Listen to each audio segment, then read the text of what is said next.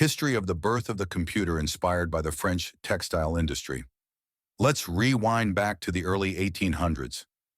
Charles Babbage was a brilliant but eccentric English mathematician. In the 1830s, he dreamed up a machine he called the analytical engine, a massive steam-powered mechanical computer. Unlike simple calculators, this device was designed to handle general-purpose calculations. But where did he get this idea?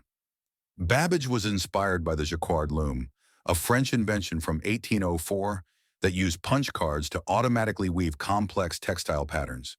Instead of a person pulling levers by hand, the loom followed instructions encoded on stiff cards with holes punched into them.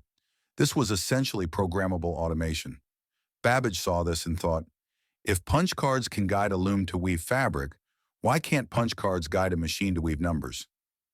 Punch cards were pieces of stiff paper with holes punched in specific patterns. Each hole represented an instruction or a piece of data. By feeding a stack of these cards into a machine, the operator could tell it exactly what to do. This is exactly what inspired Charles Babbage in the 1830s.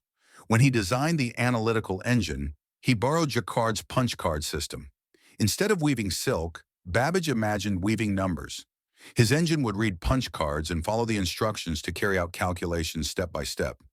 That's the birth of the computer. Now let's introduce Ada Lovelace.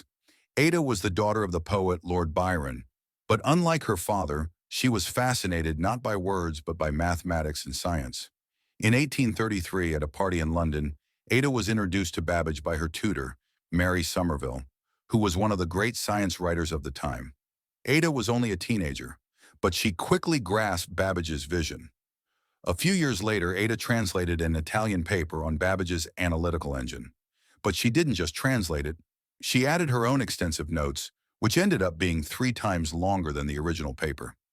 Inside those notes was something revolutionary, the first published algorithm intended for a machine. An excerpt from a letter. I will send down before tomorrow evening Brooks' formulae. The reports of the Royal Society on your machine. I suppose you can get it easily, and I particularly want to see it before I see you on Wednesday morning. It appears to me that I am working up the notes with much success, at least even if the book be delayed in its publication, a week or 2 months. Mr. Taylor's while to wait. I will have it well and fully done, in truth at all. I want to put in something about Bernoulli's numbers in one of my notes, as an example of how an implicit function may be worked out by the engine without having been worked out by human head and hands first. Give me the necessary data and formulae. Yours ever, AAL. But her foresight went even further. Ada realized that the analytical engine wasn't limited to arithmetic. She wrote that one day, such a machine could manipulate symbols, not just numbers, meaning it could create music, generate graphics, or even explore patterns of thought.